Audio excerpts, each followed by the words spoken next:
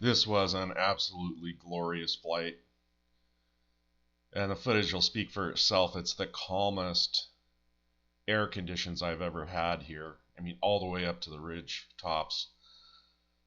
There was like no turbulence, so it kind of led to me doing some of the most spectacular proximity into the rocks that I've ever done, which I just had to go through this footage, and I basically didn't edit anything out because it really just shows how smooth it can be when the wind conditions are decent. And I usually don't fly this time of the day. This was late in the evening, but because the sun was behind, so you can see those clouds over there to the west, shaded some of the sunset that would normally be super bright.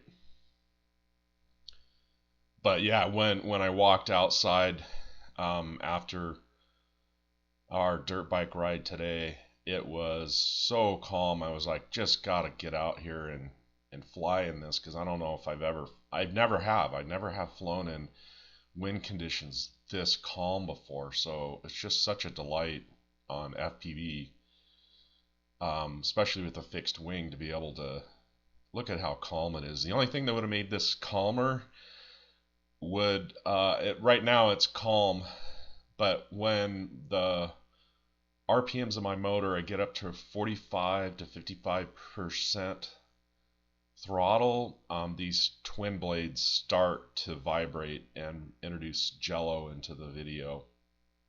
So the only thing that would have made it even smoother video wise would have been if I had tri-blades on that I've tested. There's some Gemfan tri-blade 6045s that I had tested that's the best in terms of balance and lack of jello, but they lack a little bit of throttle command that I like with these. These are the Gemfan 7042s, and they're great. There's a lot of jello with these, but they have a great compromise between efficiency and thrust command, so I like to fly with these most of the time.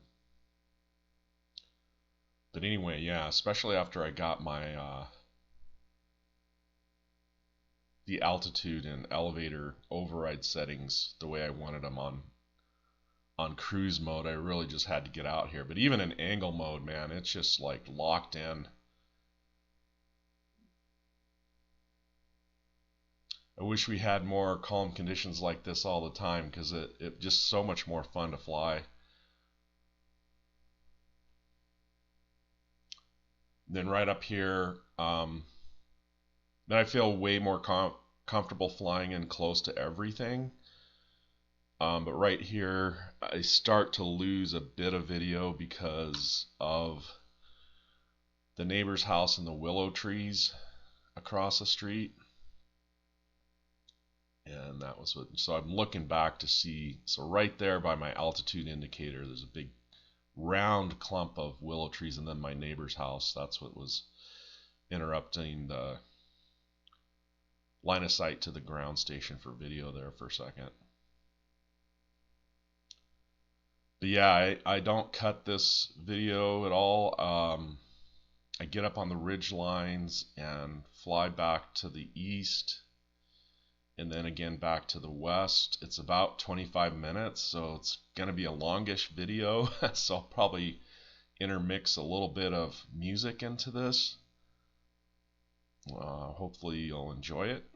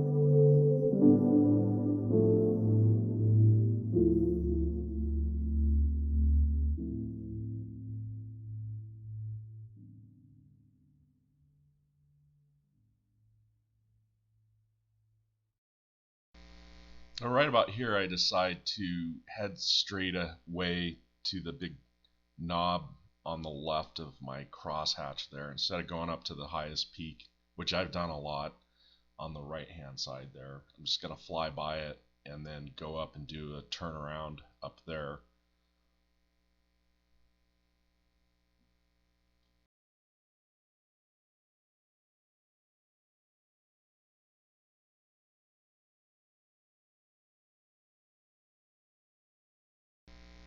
I didn't have my ground station antenna pointing off to the east over here like I do when I try to do that long range flight all the way to the end of the ridge. So I'm just going to go over this and then make a U-turn and go down to those rock outcroppings on the left side of the slope right here, because last time I was out flying, I was a little far away, but it looked like what was a big spire in the rock. So I wanted to go check that out again and make sure it wasn't just a dead tree.